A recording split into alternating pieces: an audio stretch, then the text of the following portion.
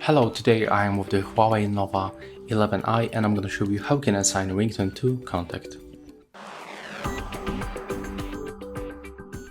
To do this, you have to open the contacts, so you can do this also by phone dialer, then click on the contacts and pick one of it, for example this one.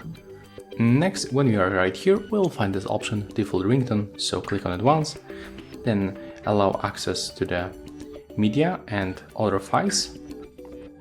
And as you can see, we can set up the system ringtone. Let me just fold it down a little bit. We can pick any default, like for example the Huawei Tune Clean.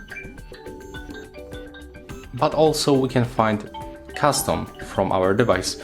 So when you tap right here, you'll find all music files that you have on your phone.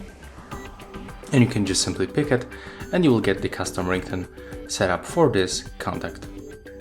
So as you can see, that's how it looks. Thank you guys for watching. Hope you like it.